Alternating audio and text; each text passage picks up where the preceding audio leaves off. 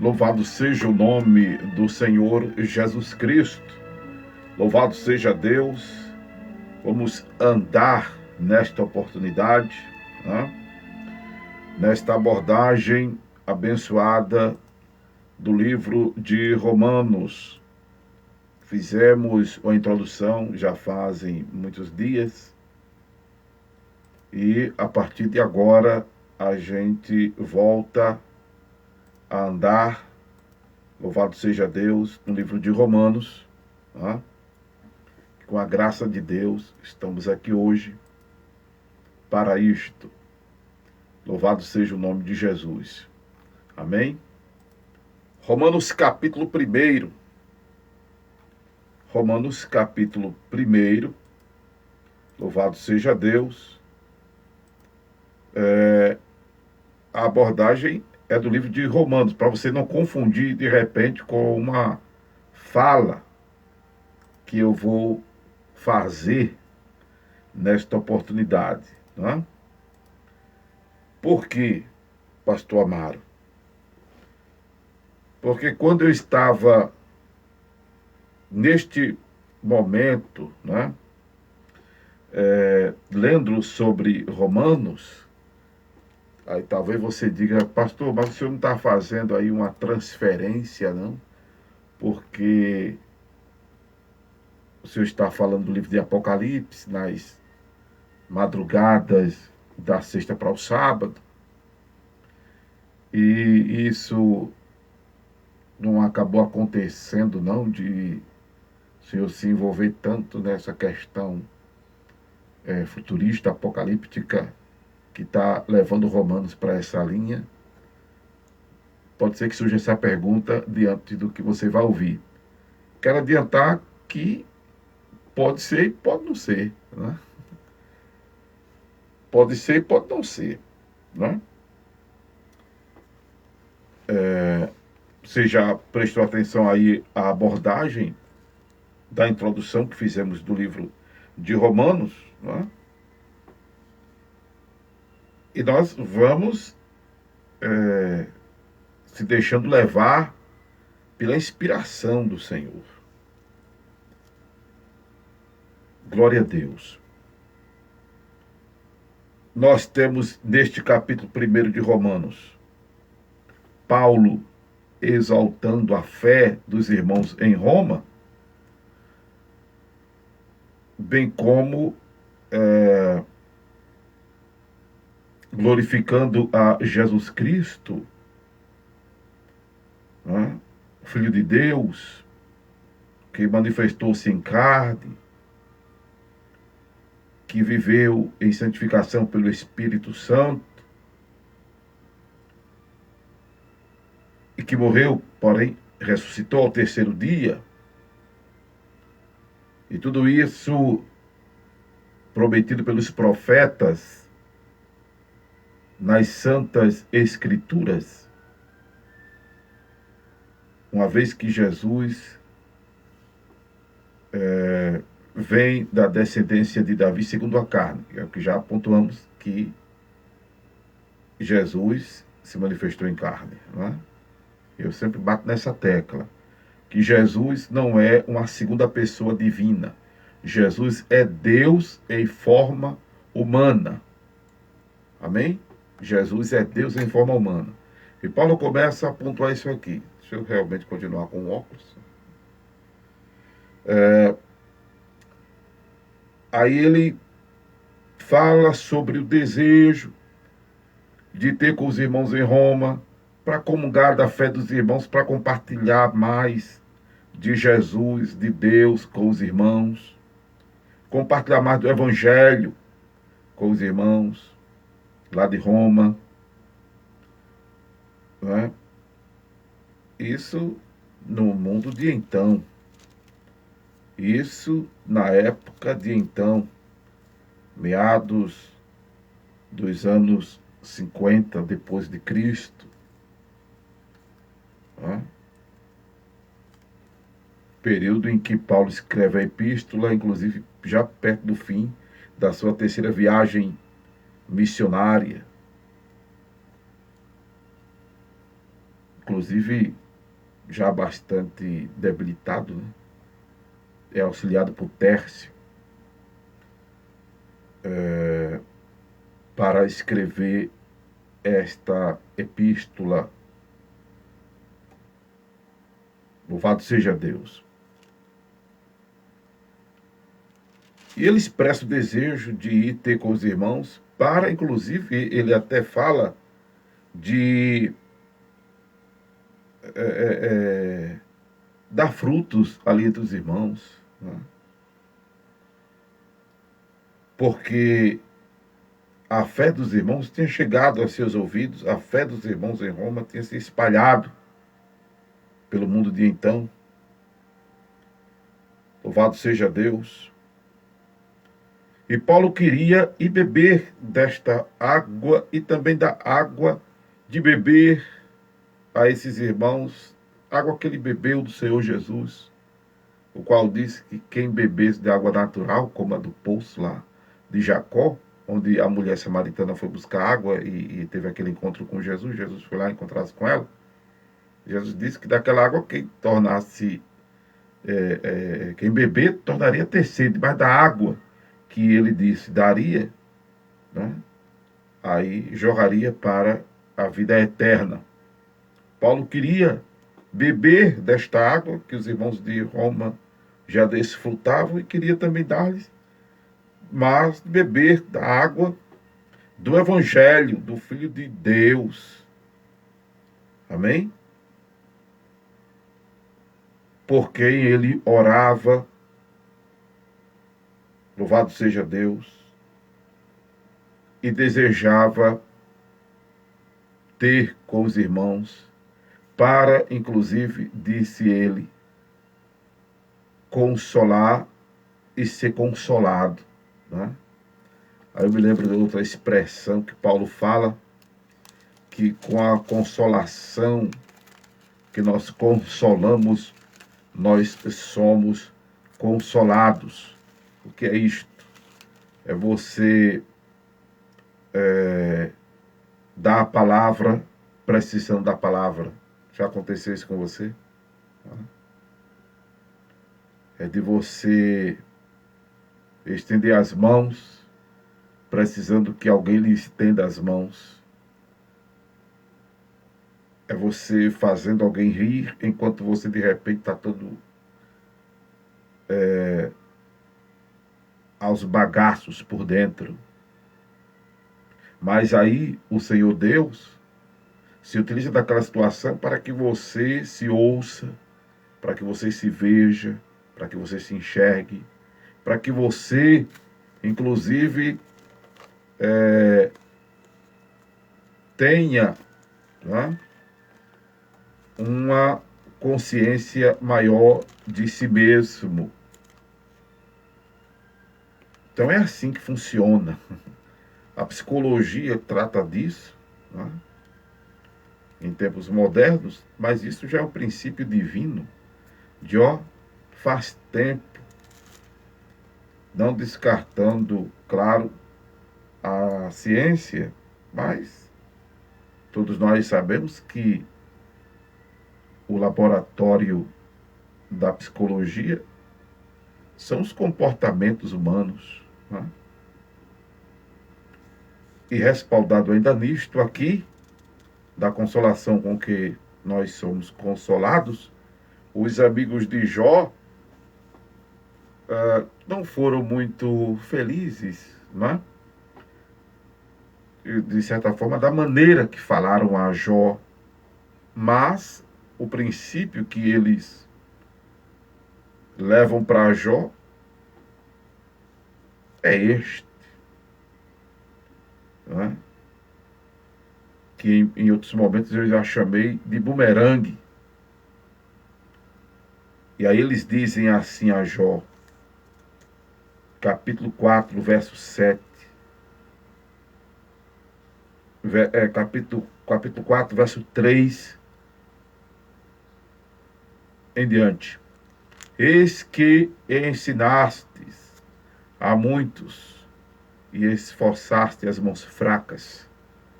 As tuas palavras Levantaram os que tropeçavam, e os joelhos desfalecentes fortificaste. Mas agora a ti te vem e te enfadas, e tocando-te a ti te perturbas. Veja que os amigos de Jó, precisamente, ele usa para Jó exatamente o princípio, de certa forma, da consolação com que nós somos consolados. Louvado seja Deus. E eu glorifico a Deus, porque a minha Bíblia, eu mesmo faço dela uma Bíblia de estudo. E eu falei para vocês aqui de um versículo, que nessa página que eu tenho da Bíblia, deixa eu ver se eu consigo mostrar aqui para vocês, eu tenho a referência exatamente de 2 aos Coríntios, capítulo 1, verso 3 e 4, que é aquilo que está dizendo a vocês, aqui, não sei se vai dar para mostrar aí mas está marcado aqui, para quem está pelo Facebook. Está marcado aqui em Jó, eu escrevi, tinha mania de fazer isso, e faço de vez em quando. Tá aqui, ó, eu já me reportei, porque estava esquecido da referência, e já me ajudou. 2 aos Coríntios, capítulo 1, versos 3 e 4, aquilo que estava dizendo. Bendito seja o Deus e Pai de nosso Senhor Jesus Cristo, Pai das misericórdias e o Deus de toda a consolação, que nos consola em toda a nossa tribulação, para que também possamos consolar os que estiverem em alguma tribulação, com a consolação com que nós mesmos somos consolados de Deus. Consolados de Deus, preste atenção a isso. Por que consolados de Deus, pastor Amaro? Quando o senhor disse que a gente é levado a se ouvir, a se ver, a se enxergar. Porque é Deus quem faz isso. Porque é Deus quem faz isso, é lindo demais. Eu estava dizendo aos colegas que estudam, pessoal jovem, que quanto mais você ensina aos outros, mais você aprende. Quanto mais eu compartilho aquilo que eu absorvi numa aula, numa leitura, eu compartilho com quem tem uma dificuldade de assimilar, de absorver, eu aprendo mais.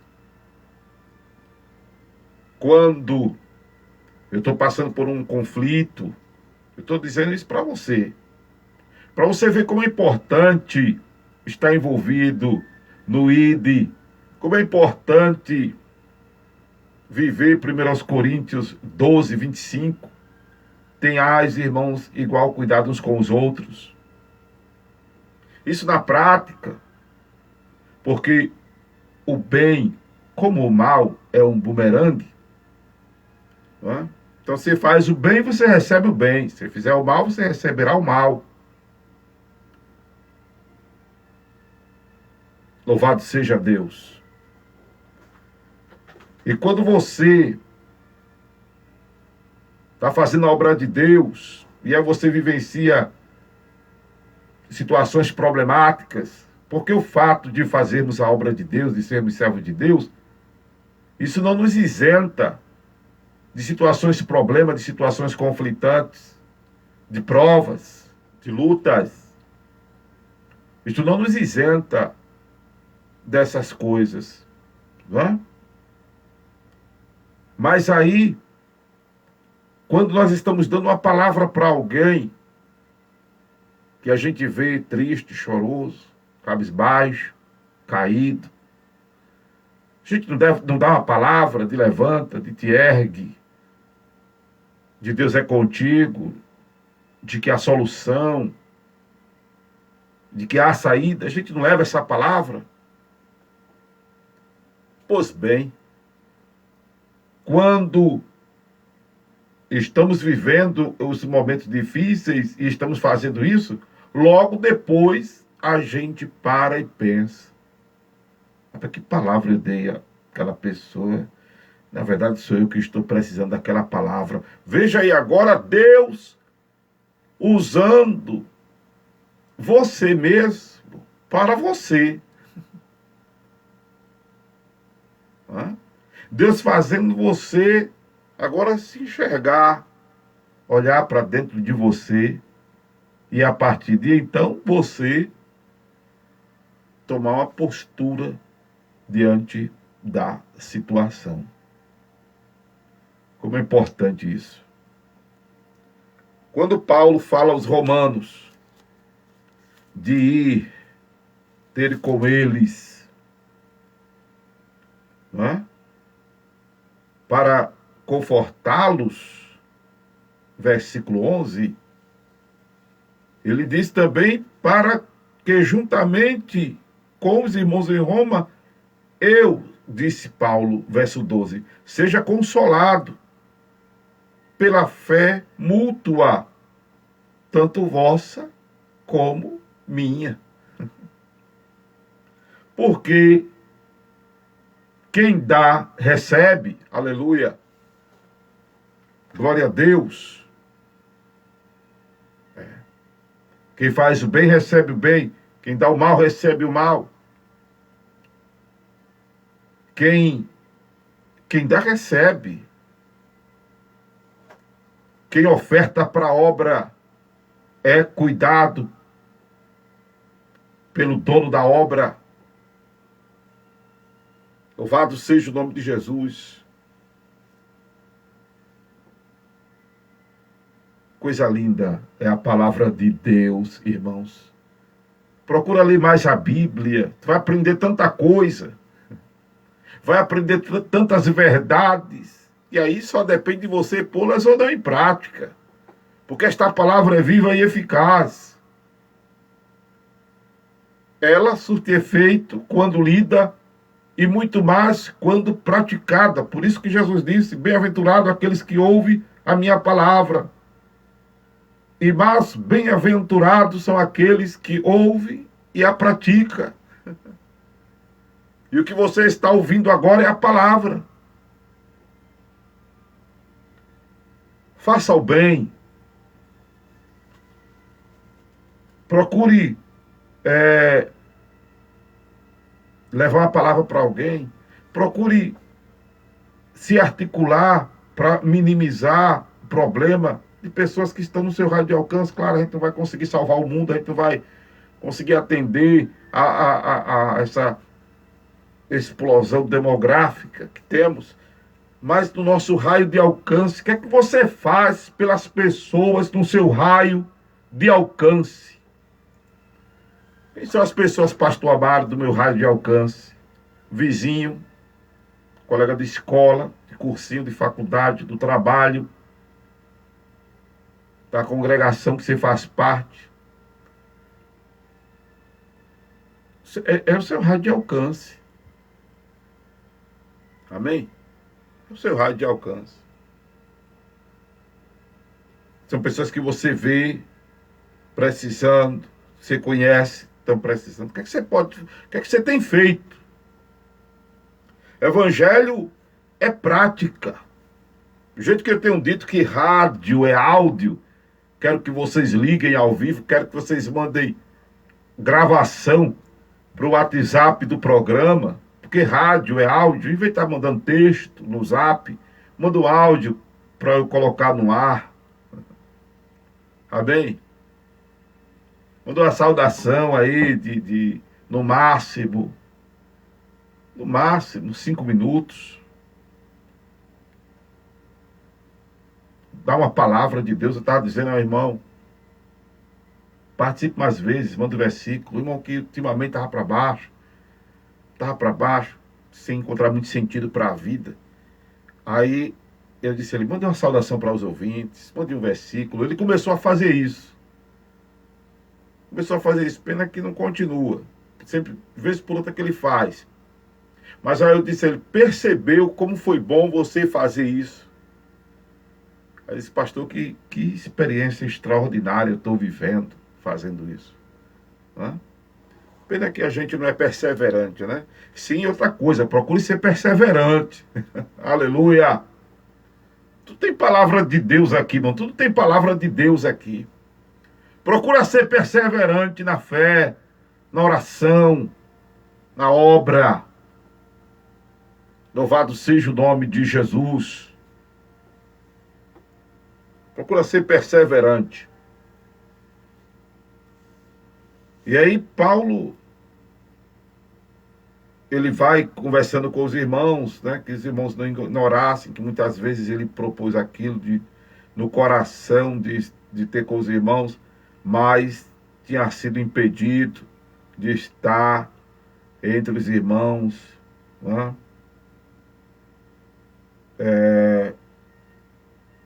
Mas ele se sentia devedor. Porém, estava pronto a ir a Roma e anunciar o Evangelho de Jesus Cristo. Evangelho do qual ele diz, não tem de que se envergonhar, porque é poder de Deus e salvação para todo aquele que nele crê.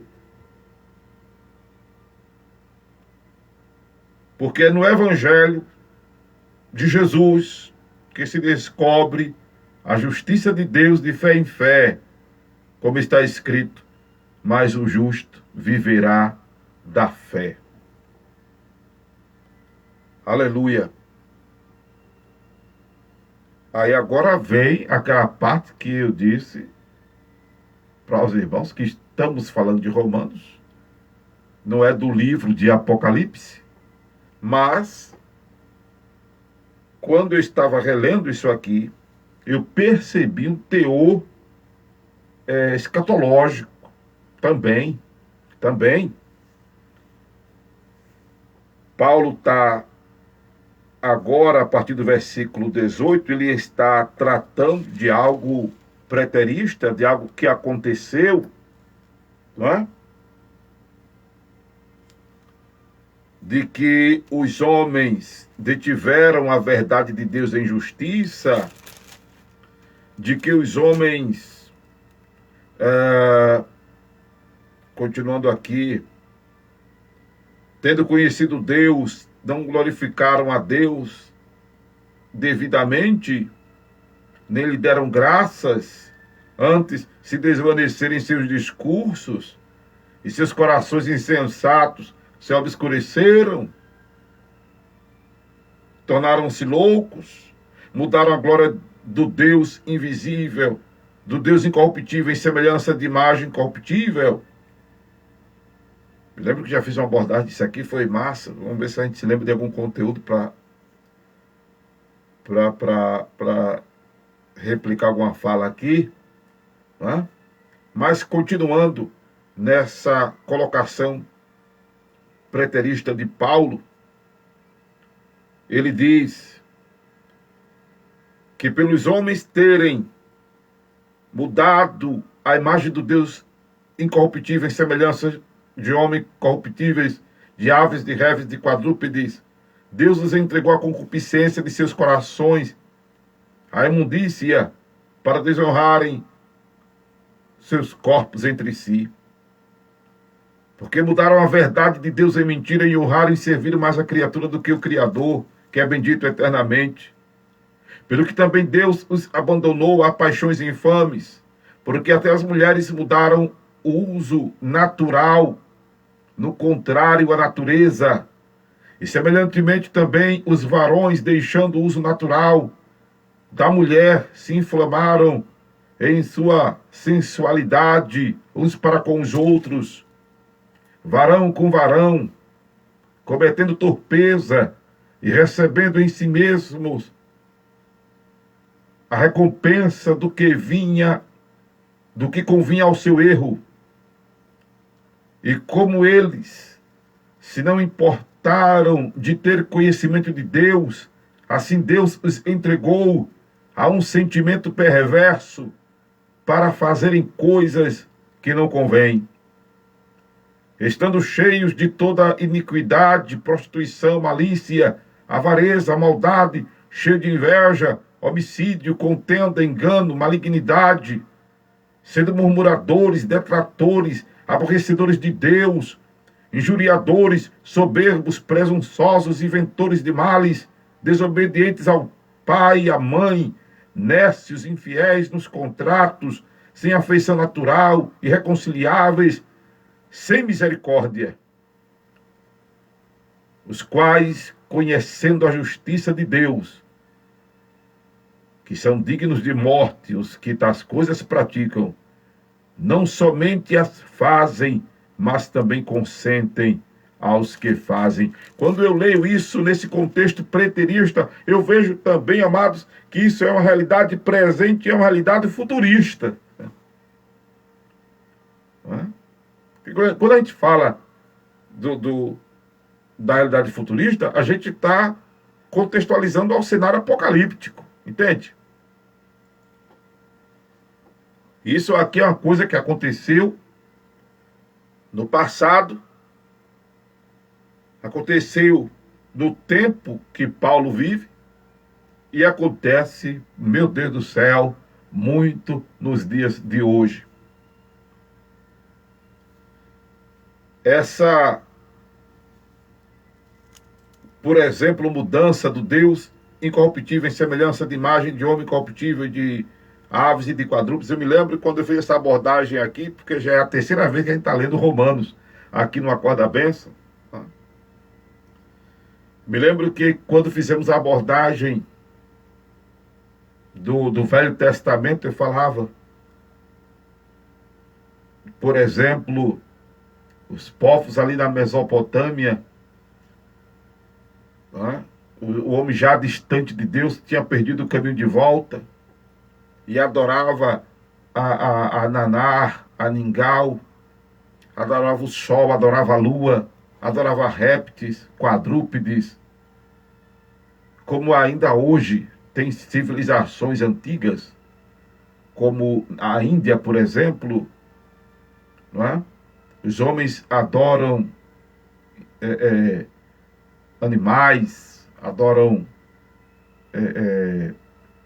bichos, né? Adoram rato, adoram vaca, adoram elefante, adoram cobra, adoram jacaré, adoram tudo.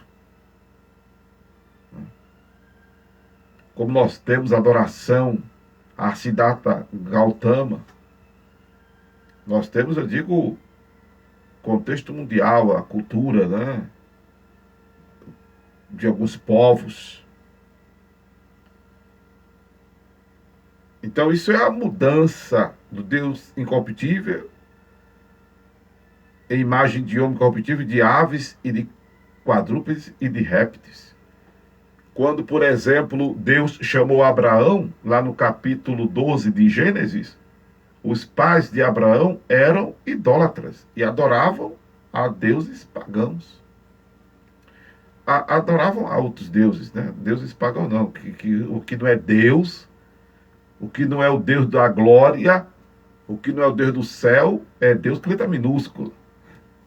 E volto a dizer que você que escreve aí no WhatsApp, no Instagram, no Facebook, quando for escrever Deus, se referindo ao Deus do céu, ao Deus da glória, ao Deus verdadeiro, vai lá na tecla Caps Lock. Tem ela aqui para eu ler direito? Caps Lock. E clica ela se for no teclado e aparece letra maiúscula. Se for desses teclados assim, ó. Cadê? Deixa eu mostrar. Se for desses teclados assim, tem uma tecla aqui chamada Caps Lock. Clica nela e vai para a letra maiúscula. Deixa eu ver no celular. Deixa eu mostrar aqui no teclado do celular. Porque o pessoal é fogo. Tem que escrever no Deus com letra minúscula. Ó, aqui, ó. Tem uma seta, tem uma setinha aqui grande, né? Deixa eu mostrar aqui. Tem uma seta aqui grande para você clicar nela. Para você clicar nela aqui, ó. No teclado tem uma seta aqui. Não dá para ver aí? Não capta não, né? O celular não capta, tem uma luz muito forte. Tem uma teclinha aqui, ó. Pronto. Embaixo da letra A do teclado. Embaixo da letra A do teclado. Você vai lá no teclado. Embaixo da letra A tem uma seta. Né? Aí a letra minúscula. Você clica dela, vai para a letra maiúscula. Pronto. Aí Deus, quando for escrever Deus, se referindo ao Deus do céu, ao Deus da glória, aquele cujo firmamento, né, manifesta as obras das suas mãos, você clica aí nessa tecla e aparece o D maiúsculo, e você bota Deus. Amém? Porque se não for este Deus, tudo é com letra minúscula, é tudo paganismo. Então os homens fizeram isso no passado, fazem hoje. Adoram cantores, adoram atores, atrizes, adoram políticos, adoram pastores, adoram líderes. O povo fica com a carência exacerbada de ter um elemento de veneração. Você não precisa mais de procurar isso, não. Tem a quem você venerar, Jesus. Já tem a quem você adorar, Jesus. Já tem.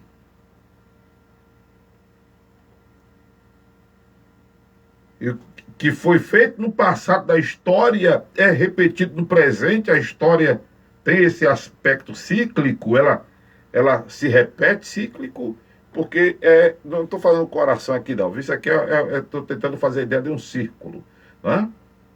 Cíclico é isso, entendeu? Que se repete. Não fizeram isso no passado, faz isso hoje.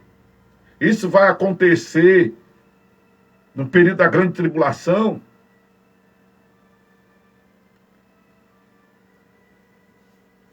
E o que acontece? Os homens se afastam de Deus. Isso é afastar-se de Deus. Esse versículo 26, que a gente lê, pelo que Deus os abandonou às paixões infames, não é? Essa expressão aqui, amados irmãos, é reflexo do distanciamento das pessoas de Deus. Quando diz que Deus abandonou, não é que Deus pega e faça isso. É porque Deus não pode ir contra a minha vontade e a tua vontade. São as pessoas que querem, somos nós, humanos, quem escolhemos a qualidade de vida que queremos viver. Deus nos criou seres independentes, de vontade própria. Existe o livre-arbítrio.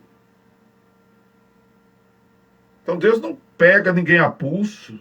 Nós, seres humanos, não somos marionetes, não são fantoches, não são ciborgues, não são máquinas, não somos robôs. E quando o ser humano se distancia de Deus, aí ele se torna quase que um ser irracional.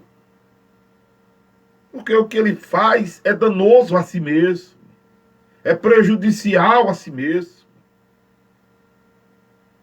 A natureza pecaminosa que Paulo trata aqui no livro de Romanos ficou ruim depois do pecado, que é isso que ele vai tratar mais na frente.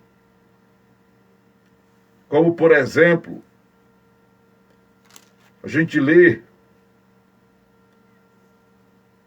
no capítulo 3, versículo 23, que todos pecaram e destituídos estão da glória de Deus. Na versão linguagem de hoje diz, estão afastados da presença gloriosa de Deus. O pecado fez com que o homem ficasse maculado. O homem é criado no estado de perfeição. E o estado de santificação. Por que perfeição? Porque até então não tinha erro, não tinha falha, não tinha nada. É uma perfeição parcial. Mas ele está ali, sem pecado. E Deus diz a ele, para não comer da árvore da ciência do bem e do mal. Aí vem, mas ele é livre. Ele tem vontade própria. Aí vem a tentação. A serpente persuade Eva, Eva persuade Adão, a quem Deus deu a palavra, mas ele tinha vontade, ele tinha o poder de dizer não. ele é criado em estado de santidade, mas ele não cultiva isso. E não cultivando esse estado de santidade, ele desobedece a Deus. E quando ele desobedece a Deus, acontece aquilo que Deus disse: porque se comer da árvore da ciência do bem e do mal, certamente morrerás. E a morte era o distanciamento que acontece entre ele e Deus, é a quebra da comunhão, é a quebra da aliança. Não é a morte física que vai ocorrer isso, mas a morte que Deus se referia a princípio era a morte espiritual, que é o que acontece, porque quando Deus se manifesta no Éden, ele pergunta: Adão, onde estás? Não que ele não estivesse vendo Adão, porque nada se esconde dos olhos de Deus, como está escrito nos Salmos. Não é? Se subir ao céu, tu estás; se fizer no céu a minha cama, tu estás ali também. Se me esconder na escuridão, a noite para ti é como a mesma coisa. A noite e o dia para ti é como a mesma coisa. Mas o que acontece é um distanciamento espiritual. E a partir de então, a natureza do homem passa a ser uma natureza pecaminosa. E é aí que Paulo vai tratar disso aqui nesse capítulo 23, nesse livro de Romanos, aliás. Vai tratar disso aqui. Vai aprofundar o que acabamos de ler no capítulo 3, versículos 23. Paulo vai aprofundar isso. Nós vamos acompanhar ele. E aí a natureza do homem torna-se pecaminosa. Aí começa o homem agora a projetar coisas que são opostas à moral divina, à pureza divina, à santidade de Deus. Por isso que não é de se estranhar que, mesmo sendo uma mulher de Deus, mesmo sendo homem de Deus, nós, por termos ainda a natureza pecaminosa, passa coisas absurdas na cabeça da gente, e coisas absurdas nós praticamos. E imagina uma pessoa distante de Deus, como uma pessoa não se comporta. Imagina uma pessoa distante de Deus, como uma pessoa não se comporta. E aí, ela vai pagar o preço nela mesma. Aí a palavra de Deus diz que as mulheres mudaram o uso natural, no contrário à natureza, semelhante também os varões, que deixaram o uso natural da mulher, se inflamaram em sua sensualidade, uns para com os outros, varão com varão, cometendo torpeza, recebendo em si mesmo uma recompensa que convinha ao seu erro. Não precisa nem falar mais nada aqui. A Bíblia já está dizendo tudo.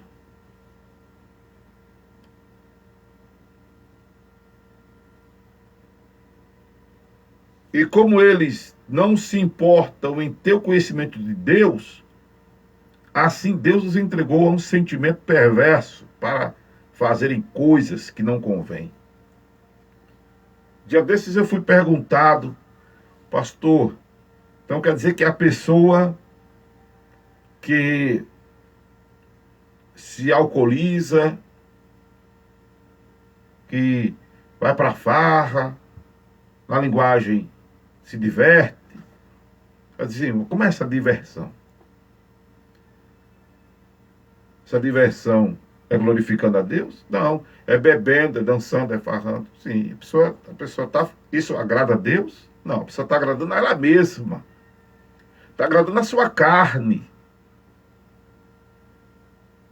A pessoa está distante de Deus. Não pode querer tapar o sol com a peneira. Ah, pastor, mas é a pessoa da igreja fazendo isso, ela está blasfemando? Não, não está blasfemando eternamente, mas não deixa de ser, por ser crente fazendo isso, ela está resistindo ao Espírito Santo. Está havendo resistência ao Espírito Santo. Se o Espírito Santo dizer a pessoa não faça isso, e a pessoa faz, a pessoa está resistindo ao Espírito Santo. Está à beira de uma blasfêmia. Por quê? Porque está tirando o errado pelo certo, ou o certo pelo errado. E acha que não está fazendo nada demais. E aí não pede perdão. Por não pedir perdão, não tem perdão. Porque a pessoa não se dá de conta que está fazendo coisa errada. Entende agora o que é Deus entregar um sentimento perverso? É porque existe resistência na pessoa de resgate. Para você ser resgatado, é preciso você querer. Para você deixar as drogas, para você deixar a prostituição, para você deixar o crime, para você deixar a marginalidade, para você deixar a mentira, para você deixar o que não presta, para você sair dessa situação que você se encontra, não só de coisa errada, de imoralidade, mas do fundo do poço, da depressão, dos traumas, dos conflitos. É necessário você querer, até para mudar de vida financeira. Você tem que querer. Até para mudar de status social, você tem que querer. Até para sair da carnalidade e entrar numa dimensão de espiritualidade, você tem que querer. Jesus perguntou ao leproso: queres ser limpo? A mulher do fluxo de sangue disse a Jesus: Senhor, fui eu. Fui eu. Eu disse que se eu tocasse nas suas vestes eu ficaria curada. Fui eu que toquei. Louvado seja o nome de Jesus Cristo. Você tem que querer as coisas boas para que elas aconteçam. Porque se você não quiser que as coisas boas aconteçam, você vai procurar as coisas ruins. E as coisas ruins vão acontecer na sua vida. Entende o que é Deus entregar? Porque a exemplo disso aqui, deixa eu dar outro exemplo. Deus não vai pegar ninguém e lançar no inferno, não. Já está estabelecido o caminho do inferno e o caminho do céu. O caminho do céu é estreito, o caminho do inferno é largo e espaçoso. Em qual caminho você está andando? Deus não vai jogar ninguém no inferno. As pessoas vão com as suas próprias pernas, com seus próprios pés. Já está estabelecido. Jesus disse: eu sou o caminho, a verdade e a vida. Ninguém vê o Pai senão por mim. Aleluia.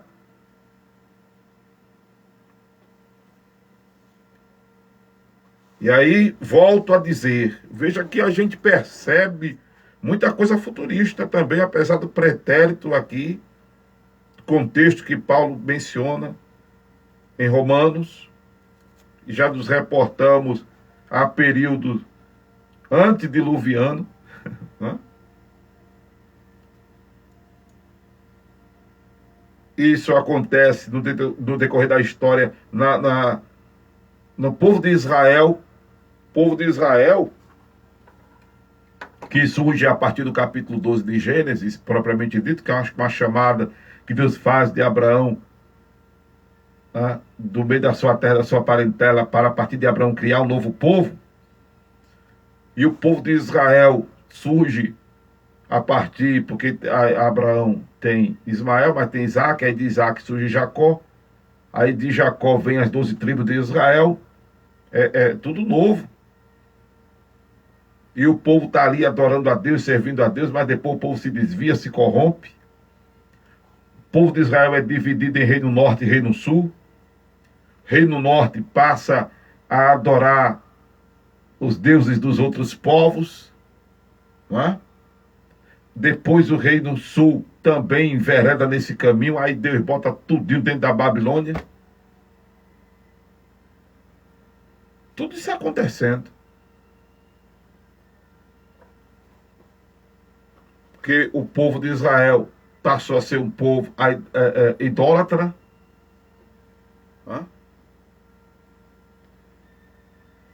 E aí Jesus vem para restaurá-los.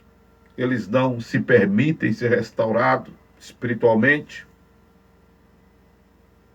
E aí nós temos isso nesse período histórico também da humanidade, e vamos ter isso mais na frente, porque o anticristo vai ser um ser humano, chamando para si a adoração, a reverência, chamando para si as atenções. E os homens estarão mudando a glória do Deus incorruptível para adorar um corruptível. Vamos estar fazendo isso. Não? E a gente observa que, para concluir aqui esta abordagem, o ser murmurador, detrator, injuriadores, aborrecedores de Deus, a soberba, a presunção, as invencionices de males, a desonra ao pai, à mãe, a desobediência, isso está acontecendo, isso vai acontecer mais forte ainda. A loucura, a infidelidade nos contratos, o desafeiçoamento natural,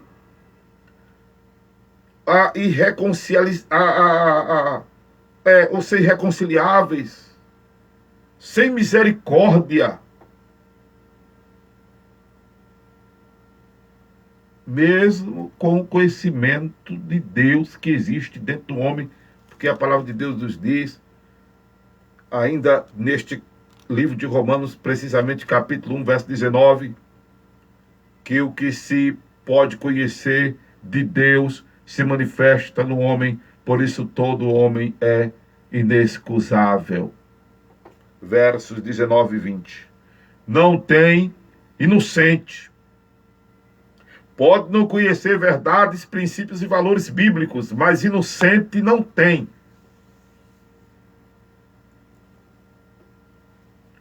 Inocente não tem.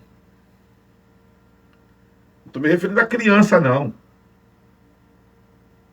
Não estou me referindo aos RN, não. Encerrando. Que pena que parece que houve uma pausa aí no vídeo, né? Mas foi a internet, conexão, não sei o que aconteceu. Mas eu já estou encerrando. Está dizendo que não há inocente. E não está falando aqui de recém-nascido. Não está falando aqui de pré-escolar. Não. Está falando aqui de pessoas adultas. Não há inocente. Então entenda que você é responsável pelas suas escolhas, pelas suas decisões, pelo seu comportamento. Você é responsável. Procure fazer o bem e se aproximar de Deus para viver na bênção. E seja crente para ir morar.